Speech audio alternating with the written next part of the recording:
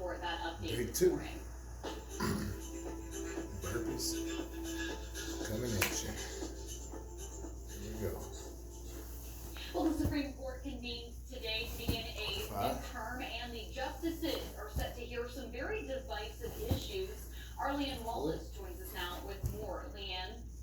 Well, Alex, the justices are expected to tackle issues like abortion, the Second Amendment, religious liberty, and possibly affirmative action. And this will be the first time in more than a year that the justices meet in person in their chamber. All of them except Brett Kavanaugh, who tested positive for COVID, are expected to be on the bench today. And this new term comes at a time when the court's institutional legitimacy is under attack. Right now, the majority of the public doesn't approve of the job the justices are doing.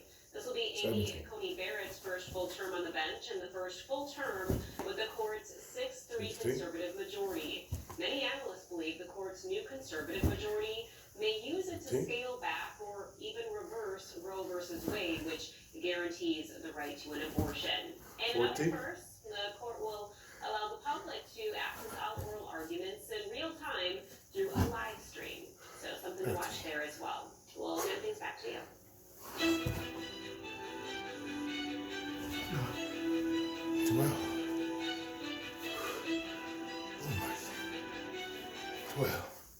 Well, we are 27 days away from what may be the most important meeting on climate change in the history of mankind.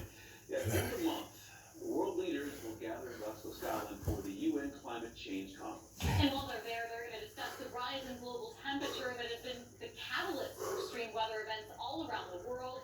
And all this month, we're going to show you firsthand the impact that climate change is already having on our communities, both locally and across the country.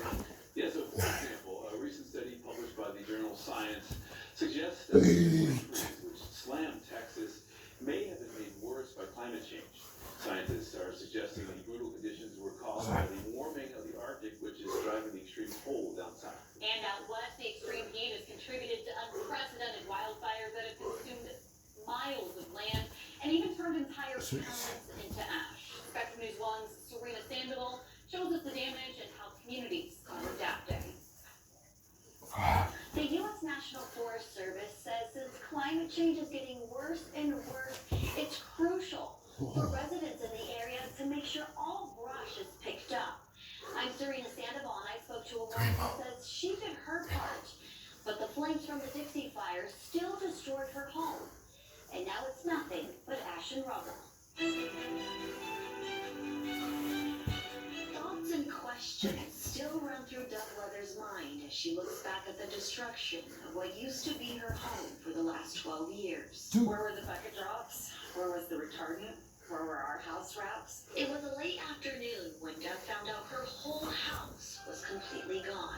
California's second wildfire to blaze almost 1 million acres. The Dixie Fire. There's a lot of questions and a lot of hurt and anger. What was once a 3-bedroom, 2 All praise due. surrounded by pine trees in the Get it. Blues National Forest, Make it is happen. not just a memory for Doug. It don't take but a few minutes to do something good for yourself. Much love. R.I.P. to my loved ones, family, friends, we ain't got no more. Cole, Miko, love you.